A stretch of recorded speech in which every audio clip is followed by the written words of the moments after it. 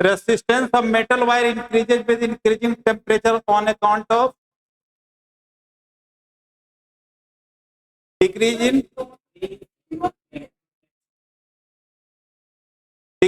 free electron density, decrease in relaxation time, decrease in relaxation time. अच्छा तो आ गया ये. Increase in mass of electron. क्या नहीं, resistance of metal wire, resistance क्या होता है? आर इक्वल टू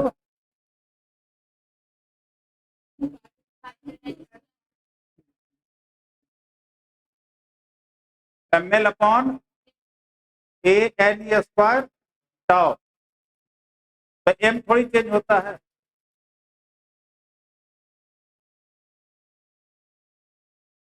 तो decrease in free electron density और डिक्रीज इन कौन सा होगा? रिलैक्सेशन टाइम होगा. समझा? आया समझ में ये? डिक्रीज इन रिलैक्सेशन टाइम पर होगा. नेक्स्ट क्वेश्चन देखना.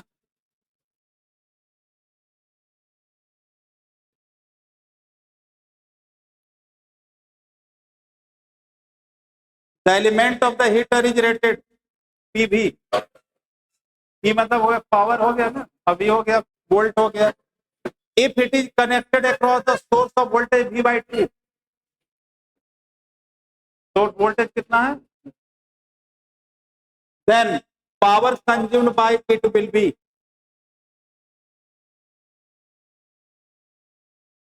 पावर कितना हो जाए? पावर फॉर्मूला क्या होता है? VI होता है पावर का फॉर्मूला.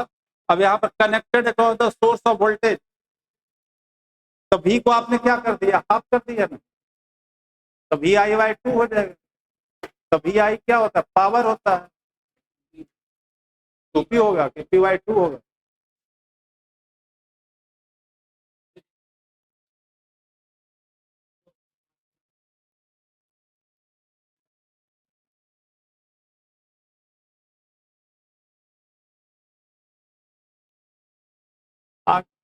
देखना, in a Wheatstone bridge, in a Wheatstone bridge, all the 4 arms have equal resistance. Solve भी करो सब, सॉल्व करो. In a Wheatstone bridge, all the 4 arms have equal resistance R. If resistance of the galvanometer arm is also R, galvanometer resistance जो है वो भी कितना है?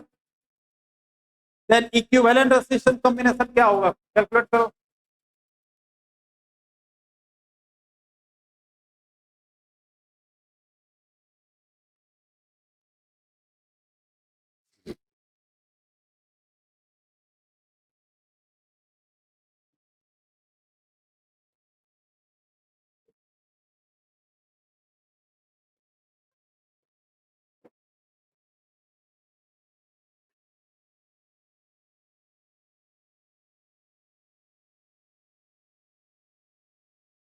ये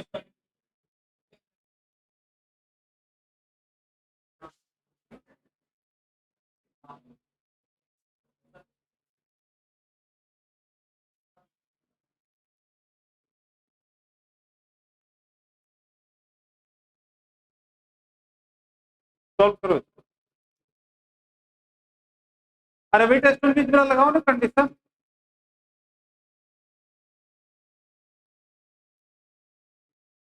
क्या कर रहा है? ये Wheatstone ब्रिज बन गया और गैल्वेनोमीटर बीच में लगता है ना. ये भी कितना कर रहा है? ये भी आ रहा है. इन ये Wheatstone ब्रिज हो गया नहीं आपका? Wheatstone ब्रिज हो गया. All 4 arms have equal. A भी आर है, ए भी आर है, ए भी आर है, ए भी आर है. तो बैलेंस हो गया. बैलेंस हो गया तो बीच वाले का कोई यूज नहीं है. आर बाई आर होता है ना, R by R, R by R. इसका रेशियो और इसका रेशियो इक्वल हो जाए तो सर्किट क्या होगा? बैलेंस्ड है. तो बैलेंस है तो ये इसका कोई यूज नहीं है. तो फिर कितना हो जाएगा? जितना इसका ये आर, ये भी आर, ये भी आर, ये भी आर।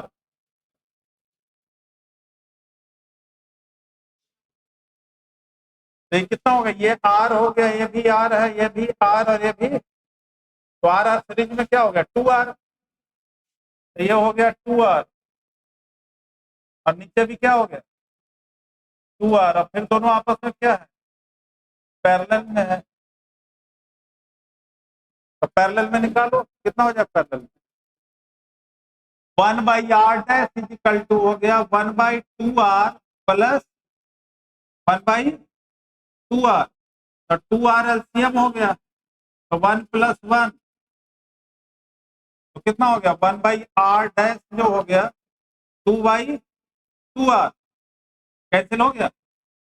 इसका मतलब r डैश क्या हो गया, r ही रह गया, तो कौन सा हो जाएगा फर्स्ट।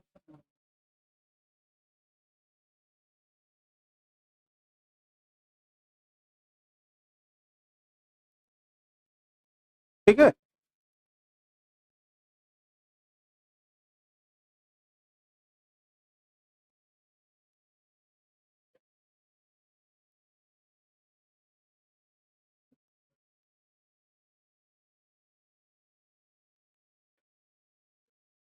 कहाँ से आएगा। हाँ?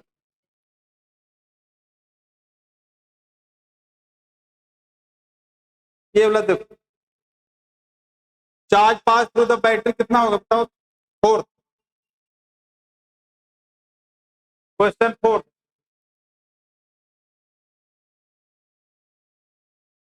नहीं समझ में आया? अच्छा भाई तो समझ ही रही तो नोट करने की क्या जरूरत है।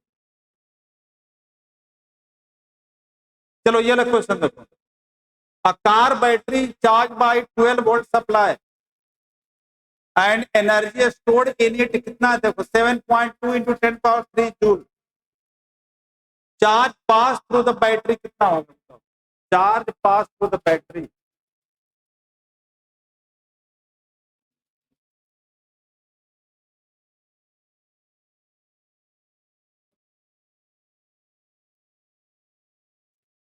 ये वाला क्वेश्चन बोले ना।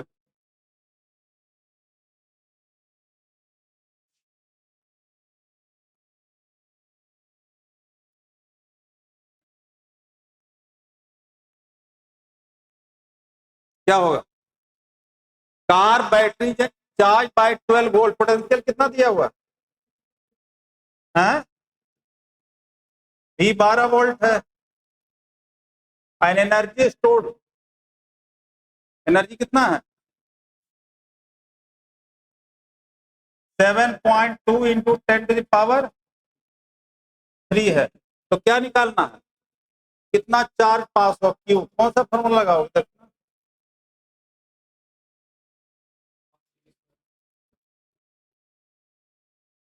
करो। तुम क्या उर्दू निकाली हुई है, क्या है,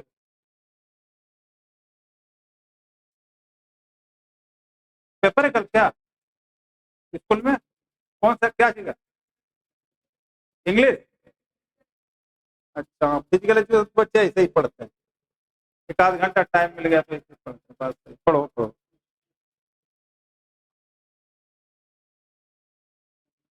कितना हो जाएगा, V इक्वल टू क्या होता है, V इक्वल टू हो जाता है W/, मेन है या एडिशनल, मेन है या एडिशनल, तो Q कितना हो जाएगा W/, तो कितना हो गया 7.2 इंटू 10⁻³ अपॉन कितना,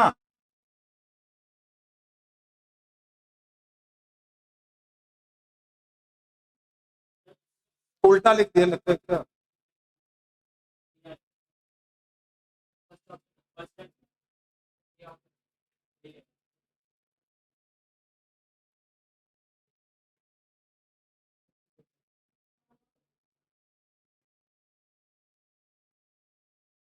हाई मार्क्स वाला निकालता हूँ, तो ऑब्जेक्टिव करो। हाँ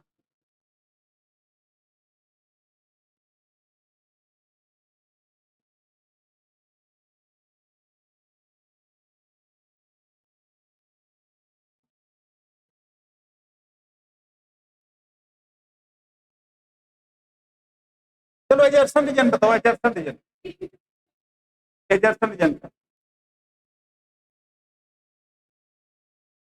the current flows in a conductor when there है चीज नहीं, there is an electric field within the conductor. सही है कि गलत है बताओ, इधर सुनो, पर चुप रहना। The current flows in the conductor when there is electric field within the conductor. Conductor के अंदर इलेक्ट्रिक फील्ड होता है, इलेक्ट्रिक फील्ड तो बाहर से अप्लाई किया जाता है ना। तो पहला क्या हुआ, the electron in a conductor drift only in the presence of electric field.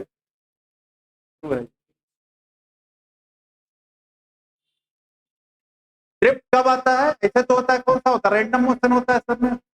लेकिन जैसे ही एक्सटर्नल फील्ड लगाते हैं तो सारे इलेक्ट्रॉन क्या होना स्टार्ट होता है, एक डायरेक्शन में, तो ड्रिफ्ट होता है। ठीक है, ये बताओ, connecting wire are made of copper. No, true है, connecting wire are made of, और क्या कहता है, ड्रिफ्ट स्पीड ऑफ इलेक्ट्रिक, हाँ, copper has very high electrical conductivity है।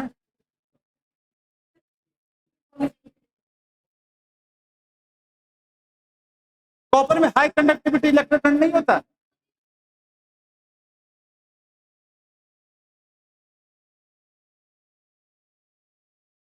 ये भी सही है, और ये जो उसका करेक्ट एक्सप्लेनेशन है, कॉपर वायर क्यों यूज करते हैं, क्योंकि हाई कंडक्टिविटी होती है उसमें। सही तो है।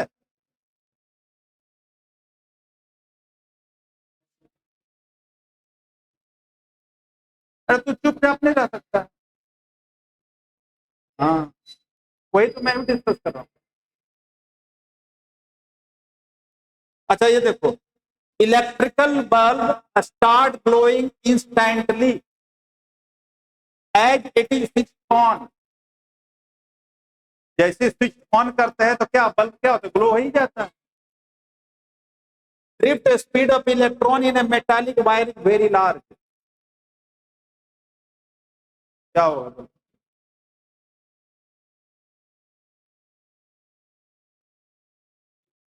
बोलो। दूसरा भी, electrical bulb start glowing instantly as it is switched on. सही है, जैसे हम ऑन करते हैं बल्ब क्या होता है, ग्लो कर जाता है। तब पता क्या, drift speed of the electron in metallic wire is very large. Drift speed की वैल्यू बहुत कम होती है। थर्मल स्पीड बताए थे 10⁵ होता है, ड्रिफ्ट स्पीड तो बहुत बहुत कम होता है। तो फिर भी बल्ब जल्दी क्यों जल जाता है, हाँ? उसका रीजन क्या है कि नंबर ऑफ इलेक्ट्रॉन जो होता है उसमें, फ्री इलेक्ट्रॉन जो है वो डेंसिटी ज्यादा, सबके ऊपर इलेक्ट्रिक फील्ड लगता है, तो सारे इलेक्ट्रॉन क्या होता है, एक डायरेक्शन में एट ए टाइम इंस्टेंटली क्या होता है, अलाइन होता है। ऐसा नहीं कि ड्रिफ्ट स्पीड हाई होता है इसके कारण बल्ब जल्दी ग्लो करता है। ये तो सही है, भी गलत है। हाई ड्रिफ्ट स्पीड नहीं होती है, 10⁻⁵ मीटर पर सेकंड होता है, बहुत बहुत कम होता है।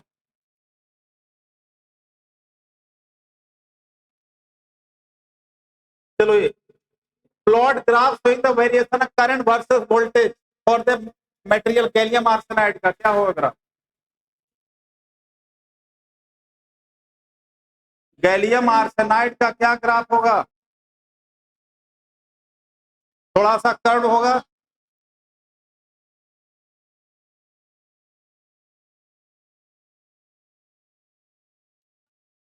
क्या ये नहीं, ये वाला था ना प्लॉट द ग्राफ ना, ये वाला ग्राफ सीबीएस बहुत इंपॉर्टेंट क्वेश्चन है ये। इसका ग्राफ क्या होगा?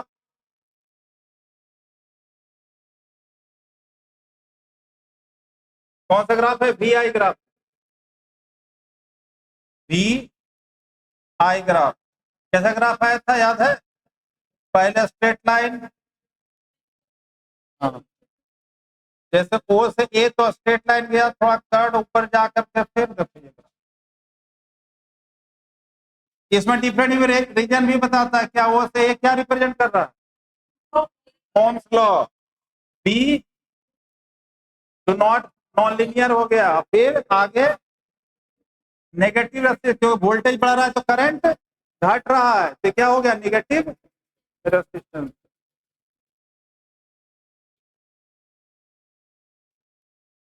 पेपर कब है? तो पढ़ी थी बोला नहीं पेपर के बाद? हाँ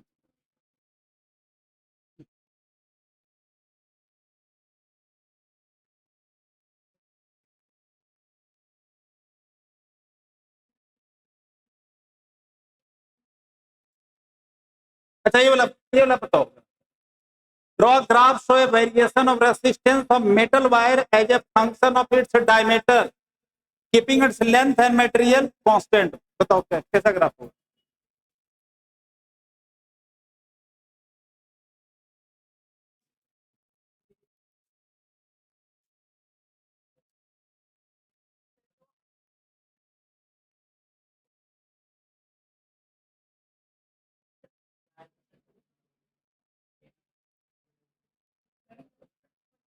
ये वाला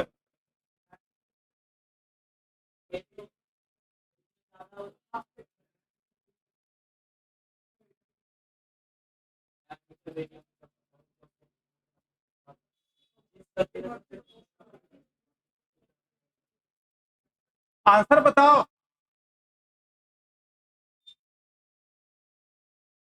draw the graph show various resistance का ग्राफ क्या होता है? रेसिस्टेंस का फॉर्मूला होता है ml upon A N E square tau.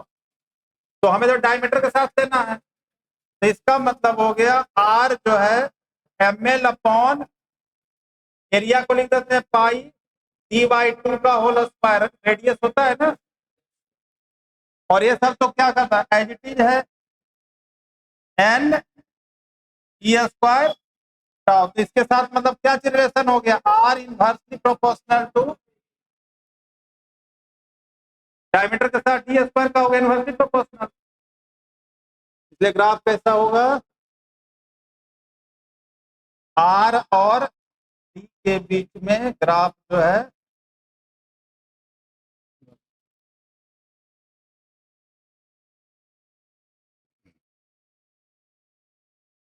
D square है, थोड़ा सा ज्यादा कर्व बनाना, ठीक है, अंदर कर।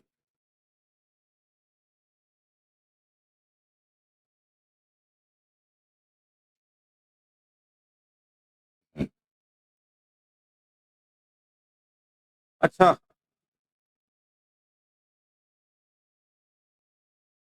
17 क्वेश्चन बताओ। 17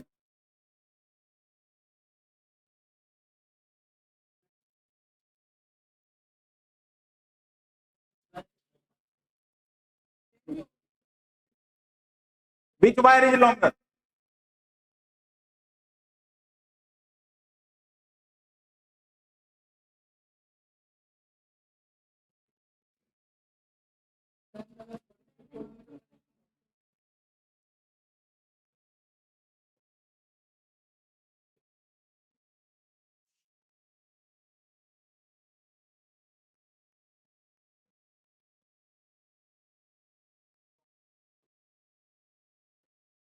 to wire, one of copper, एक वायर कॉपर का है, अदर ऑफ मैग्नीन,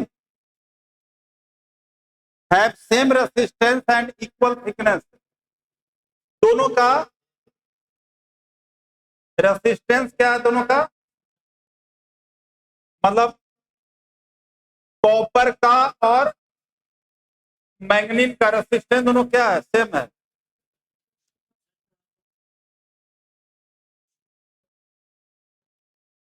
कहाँ?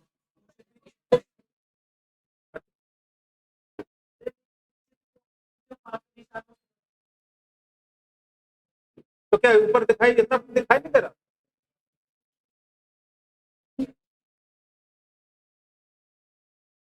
देखो, two wire, one of the copper and other or manganese have the same resistance and equal thickness. Thickness भी क्या है? सेम रेसिस्टेंस और इक्वल थिकनेस का मतलब एरिया क्रॉस सेक्शन भी सेम है, और एरिया कॉपर का और मैग्नीन का भी क्या है? सेम। तो विच वायर इज लॉन्गर, कौन सा वायर जो है लॉन्गर होगा?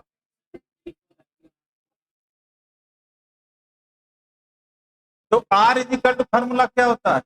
रो एल बाई सी, यही होता है ना। तो आर कॉपर, तो ये क्या हो जाएगा? रो कॉपर, एल तो दोनों, एल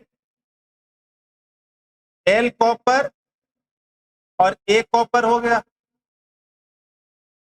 अपॉन आर मैग्नीन निकालते हैं, आर, तो ये कितना हो जाएगा? रो मैग्नीन, एल मैग्नीन, ये मैग्नीन। अब देखना क्या आ जाएगा, सॉल्व करने के बाद क्या आएगा आपको बताओ? रो कॉपर, एल कॉपर अपॉन ए कॉपर, रिवर्स हो जाएगा, ए मैग्नीन upon rho मैग्नीन, L मैग्नीन।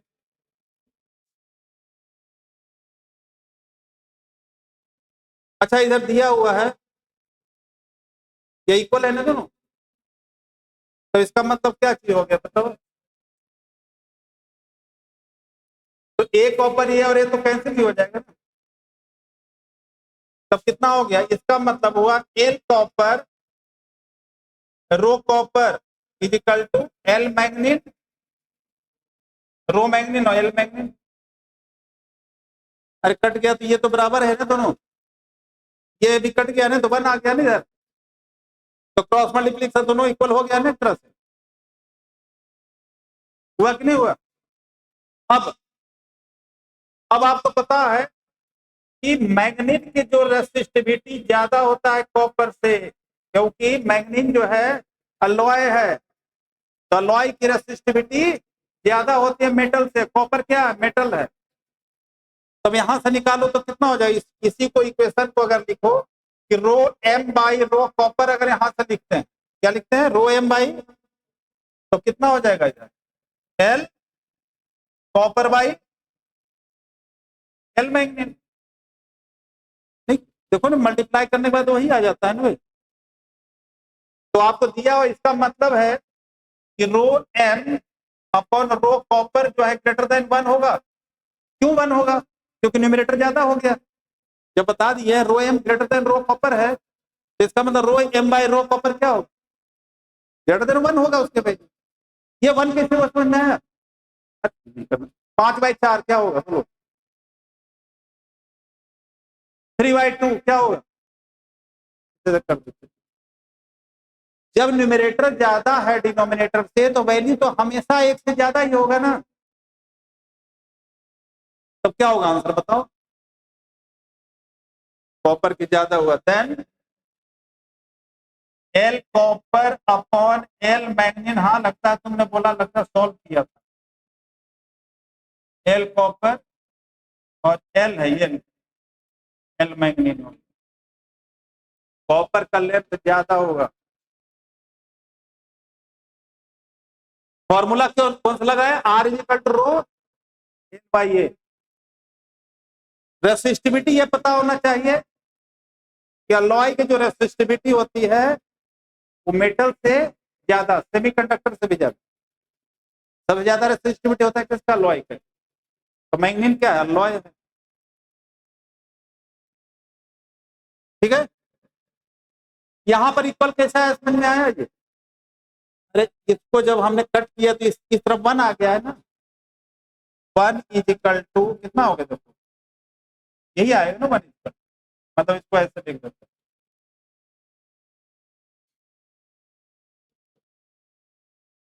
1 is equal to, हो गया। अब इधर क्रॉस मल्टीप्लीकेशन हो गया, रो एम, क्लियर।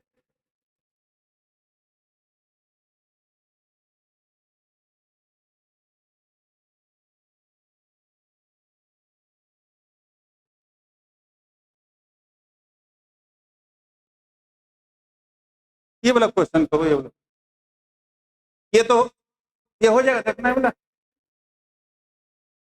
कौन सा फॉर्मूला लगा बताना कोई।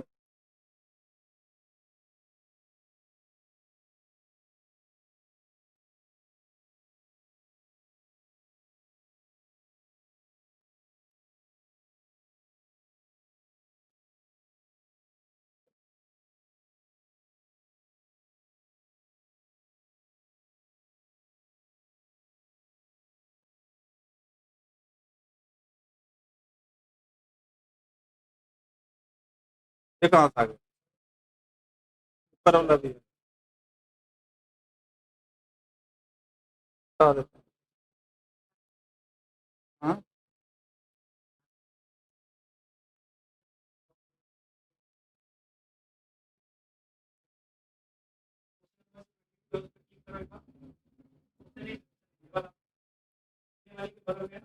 कहाँ पर ये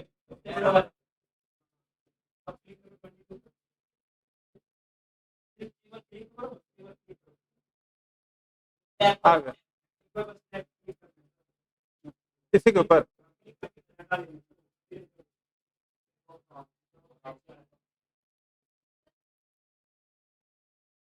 हाँ, तो डायरेक्ट नहीं हो जाता, नहीं तो,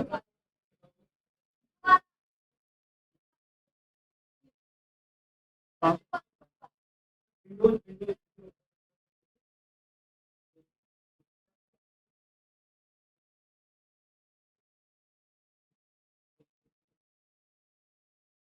कौन सा क्वेश्चन ले रहे थे।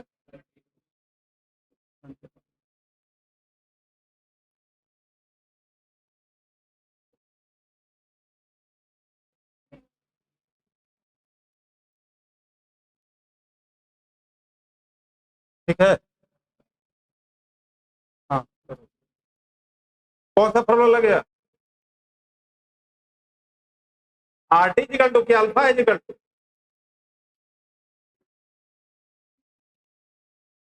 आर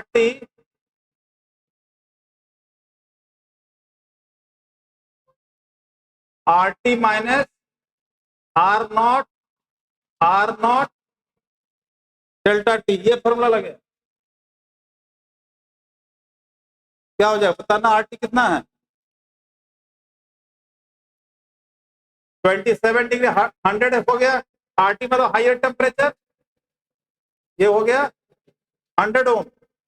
आर नॉट, नहीं नहीं, एट रूम टेम्परेचर रेजिस्टेंस, ये 100 at what temperature does the resistance of the element 117 है, 117 माइनस 100 अपॉन क्या 100 इंटू टी माइनस 27। अरे टी नॉट कितना है, टी माइनस डेल्टा टी होता है, टी माइनस टी नॉट होता है ना। डेल्टा टी जो है आपका T minus change in temperature होता है। सॉल्व करो क्या आएगा,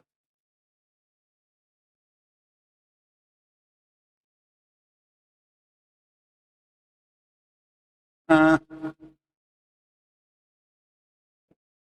17 अपॉन 100 टी माइनस 20। अल्फा कितना दिया हुआ है, alpha 1.7 into 10 to the power -4 और 17 अपॉन 100 टी माइनस 27। तो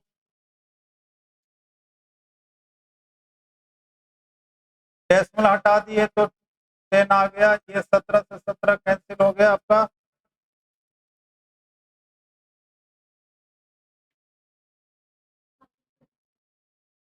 तो T minus 27 is equal to हो जाएगा,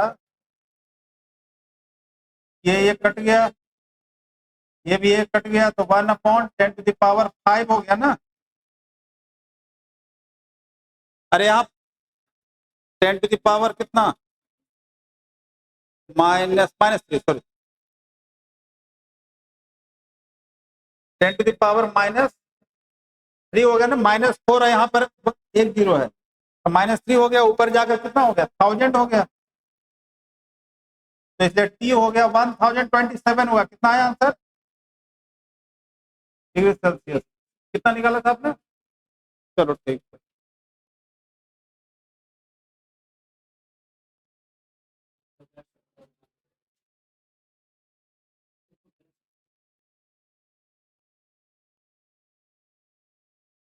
ठीक है,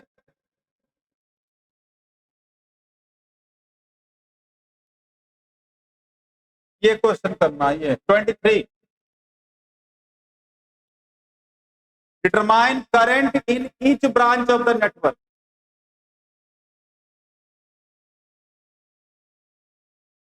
क्या,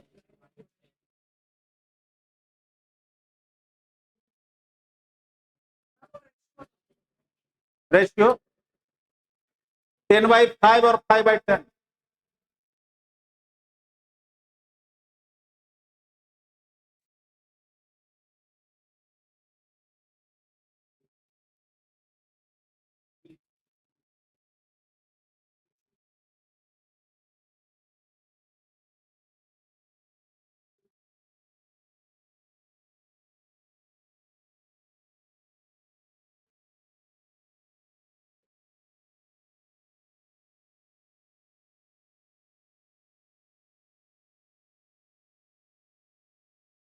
ठीक है ना,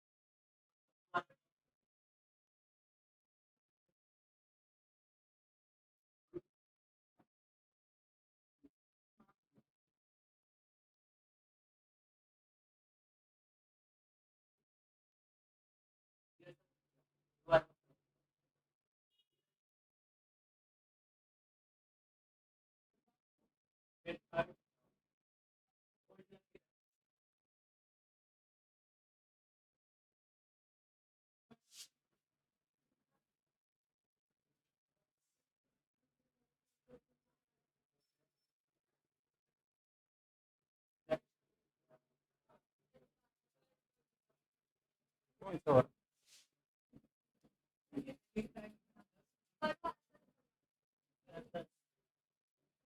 वही तो ले रहे हैं।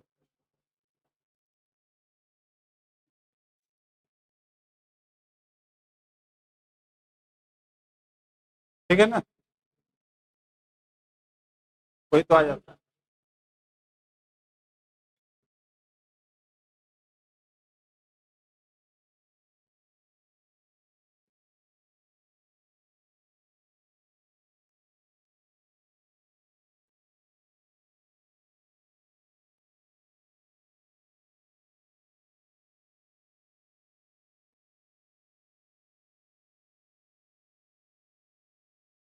हाँ, अब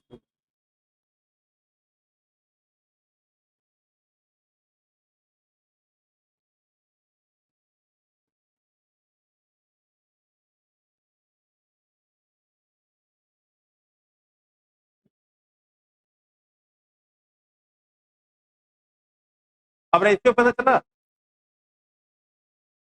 10/5 और 5/10। हाँ, नहीं है, एक, ये व्हीटस्टोन ब्रिज को ओबे नहीं कर रहा है,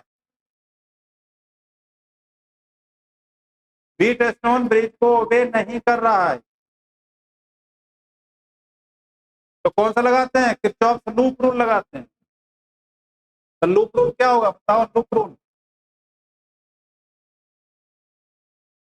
लूप रूल लगाओ। पहले ये वाला लूप ले लेते हैं, देखना इधर। अच्छा, मान ली इसमें करंट गया I1,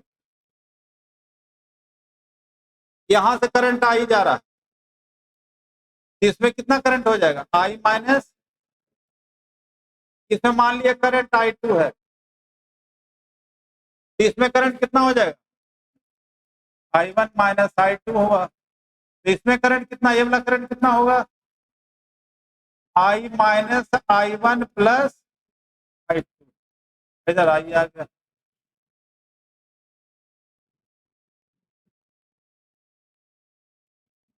फर्स्ट लूप ले लेते हैं, ए बी डी नाम देते हैं, ए बी डी ए, ये वाला ए है,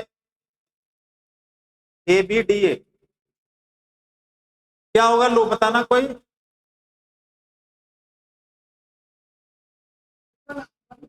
कोई में तुम आते हो या नहीं। 10I1 plus 5I2 minus 5I minus I1 is equal to 0। तो ये कितना हो गया, 10I1 plus 5I2 minus 5I plus 5I1 is equal to, तो ये कितना हो गया, 15I1 plus 5I2 minus is equal to, ये फर्स्ट इक्वेशन आ गया। पता है लूप का क्या रूल है कि करंट के डायरेक्शन, हमने ये वाला लिया ना लूप, ऐसे लिया है, देखना ऐसे, तो ऐसे चल रहा है करंट, ऐसे चला, ऐसे गया, ऐसे, इधर उल्टा हो जाता, इसे हमने क्या लगा दिया, माइनस।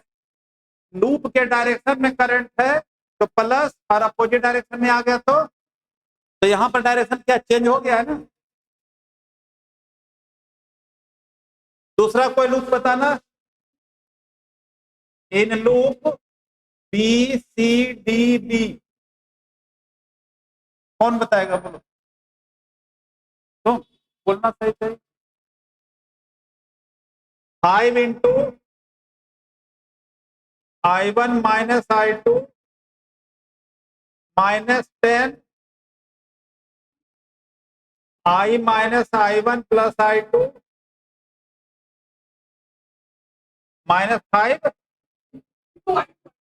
I2 इक्वल टू, तो इक्वेशन क्या हो गया, 5I1 minus 5I2 minus 10I minus 10I1 plus minus, हाँ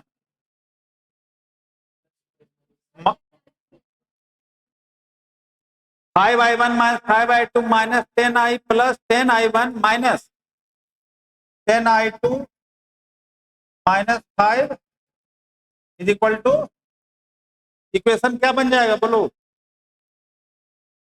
15I1 5 10 20, 20I2 आगे minus 10I is equal to, ये इक्वेशन सेकेंड हो गया।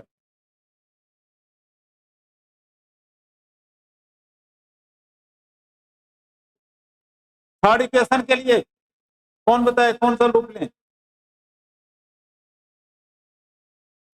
बताना।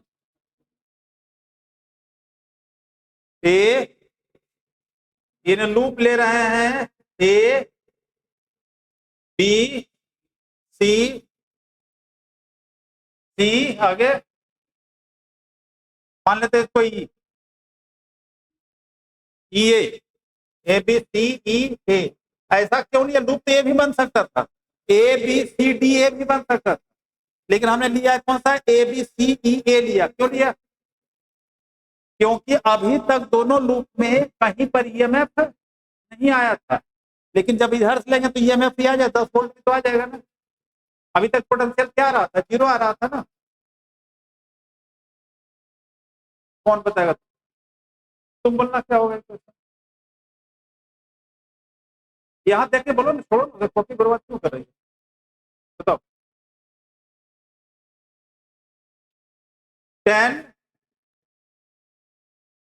आधा तुम बताओ आधा मैं बताऊंगा, 10I1 प्लस माइनस कुछ नहीं, plus 5 I1 minus I2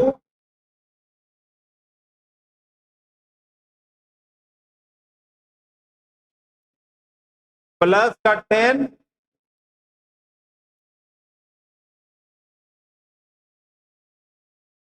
10I। हाँ आगे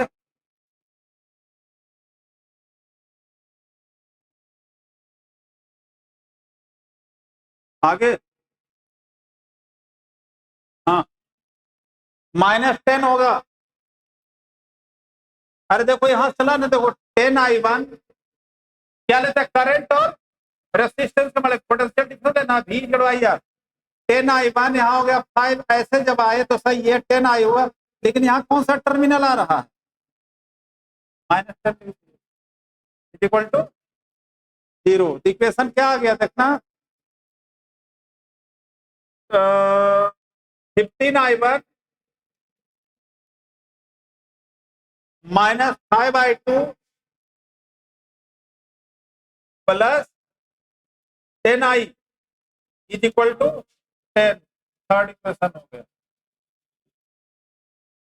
कोई सॉल्व किया है अभी तक?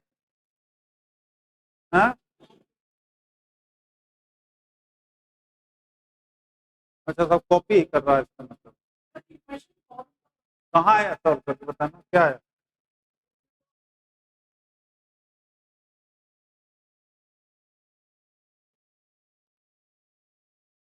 कितना?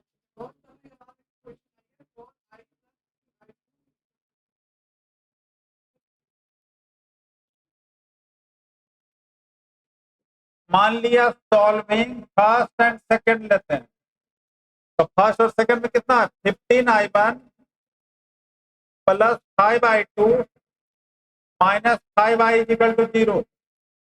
और दूसरा हो गया 15I1 minus 20I2 minus 10I minus 10I equal to 0। यही है ना। क्या करते हैं इसको, माइनस प्लस प्लस, कट गया दोनों। I1 को एलिमिनेट कर दिए, तीन में से दो वेरिएबल को रखना। ये कितना हो गया, 25I2 फिर 5I इक्वल टू, यही बना देखना। हाँ हाँ, तुमने क्या बोल दिया था भाई,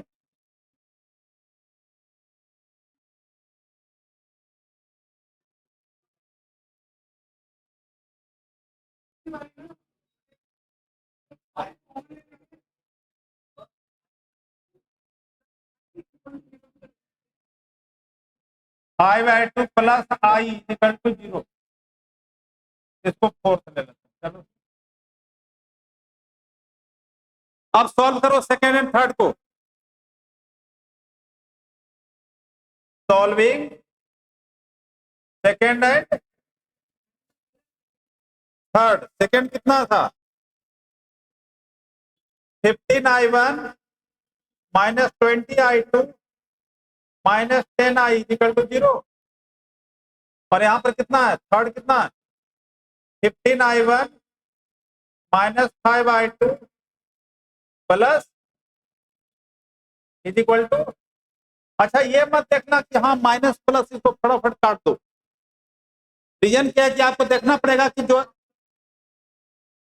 आई और I2 के टर्म में लाना है, तो इसका मतलब यहां पर भी इसको काटना है, माइनस प्लस माइनस माइनस, तो ये कट गया, तो यहां कितना बच गया,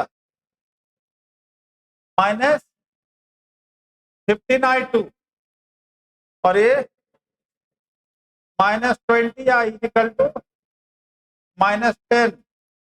अगर बाई फिर ले लेते हैं 5 कॉमन, तो कितना, -3I2 -4I equal to minus, ये इक्वेशन फोर्थ फिफ्थ हो गया।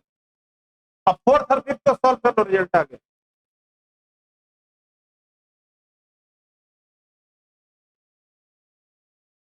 सॉल्व करो फोर्थ और fifth.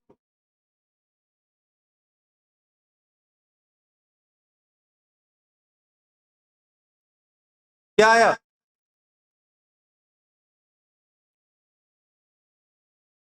Solving fourth and fifth. Fourth और फिफ्थ को सॉल्व करते तो कितना आएगा देखना। 5/2 plus I, 5/2 plus I is equal to 0, और नीचे -3I2 -4I is equal to minus. अब क्या करते हैं देखना, इधर पहले वाले को 4 से मल्टीप्लाई कर देते हैं। फर्स्ट में 4 से आ गया, इसको 4 से मल्टीप्लाई कर देंगे तो कितना आ जाएगा देखना, बताना। 20I2 नीचे -3 है ना, तो कितना हो जाएगा 17 हो जाएगा ना। ये 17I2 होगा ना भाई, ये तो कट ही जाएगा। आई इक्वल टू -2, इसलिए I2 कितना आया, I2 जो आया -2/17। अब जो भी अब तो आ ही जाएगा।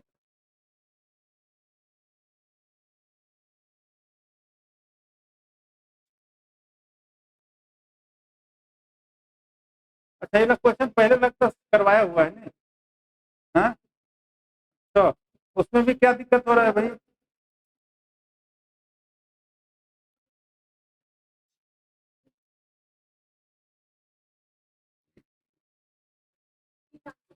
हाँ तीन, हाँ I1 I2 तो आएगा।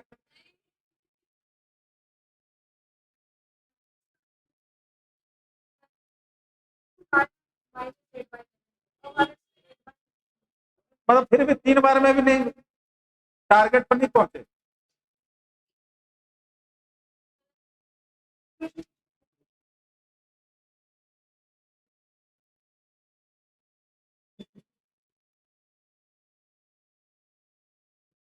आप हैं, आ गया, देखा ना।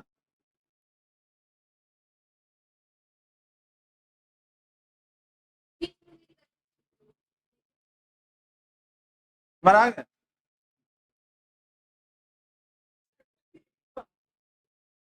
सेक्टर में यही तो आता है। अब कितने को यही नहीं आता।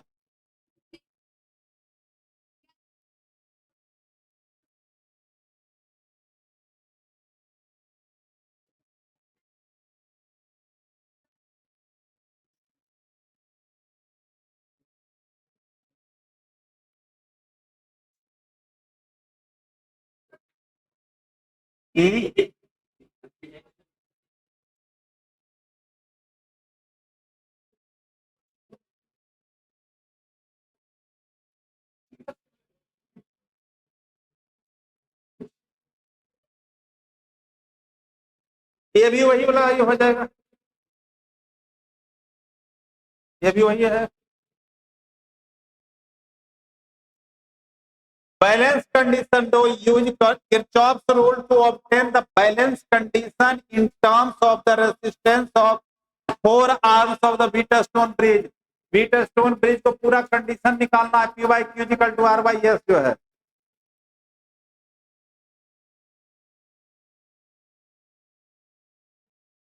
ये वाला बताओ 25th।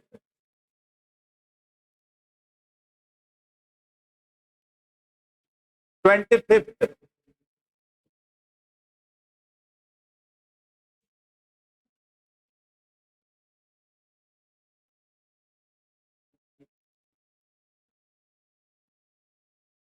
25th।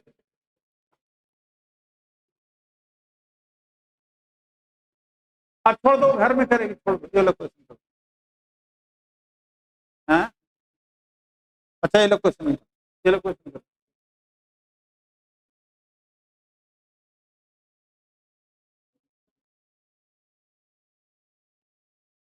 पेपर कब से समीक्षा? अच्छा अच्छा, इसीलिए भी रेस्ट में हो नहीं। हाँ, तो कहाँ कर रहे हैं? अच्छा, अभी तो मैं दूसरा चैप्टर निकाल रहे थे, तो बोले थे कि करंट इलेक्ट्रिसिटी दिया था आपने सर। हाँ, हाँ, पिछले पिछले क्लास में।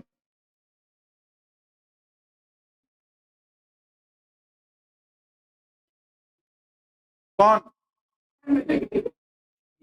ये में तो नहीं भी पढ़ोगे तो काम चल जाएगा। अच्छा, कोई बात नहीं। चलो बताओ इसका, टू सेल्स ईएमएफ जो है 1.5 volt 2 volt having the internal resistance 0.2 ohm and 0.3 ohm respectively are connected in parallel. किसमें कनेक्टेड है? पैरेलल में। Calculate the EMF and internal resistance equivalent cell, जो दोनों बनेगा, मतलब दो सेल जो है, जैसे देखो ये एक है, एक ये है और एक ये है, पैरेलल में कनेक्टेड है दोनों। इसका ईएमएफ E1 मान लेते हैं, इसका ईएमएफ E2 है, इसका इंटरनल रेजिस्टेंस R1 है, इसका इंटरनल रेजिस्टेंस R2 है। ठीक है, अब इसका इक्विवेलेंट निकालने, क्या फॉर्मूला होता है इक्विवेलेंट का? हाँ, E इज इक्वल टू, हाँ बोलो, E1 R2 plus E2 R1 upon R1 plus,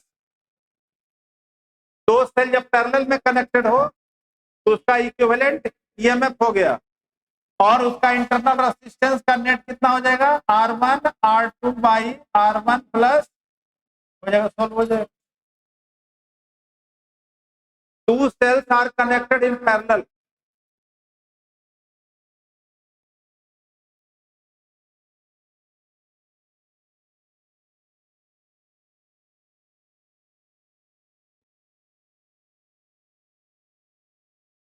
क्या?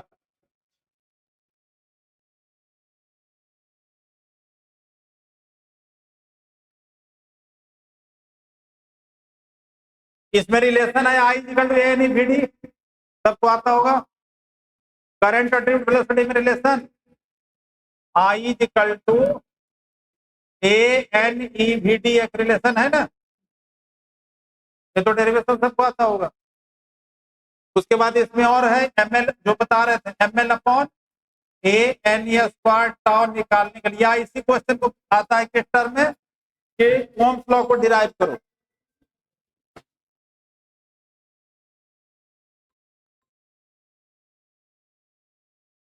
हेलो, हाँ, 8 बजे तक आ जाऊंगा।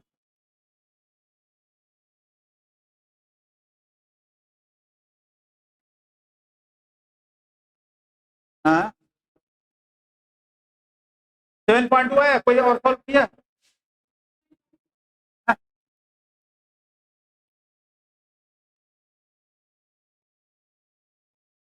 तुम कैसे सॉल्व किया भाई? E1 हो गया है आपका 1.5, R2 हो गया 0.3, E2 है 2, और ये हो गया 0.2 बाई 0.2 प्लस 0.3, ये आएगा ना, तो हो गया 45, 0.45 प्लस 2 4 प्लस 0.5, तो कितना हो गया? माइनस 0, सॉरी, 0.85 बाई 0.5, सही तो है, 1.7 ही तो आएगा।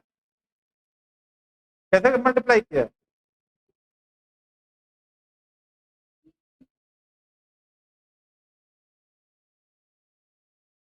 परसों मूविंग चार्ज एंड मैग्नेटिज्म पढ़ के आना सब। कौन सा? Moving charge and magnetic field जो है, सबको पढ़ के आना। Moving charge and magnetic field.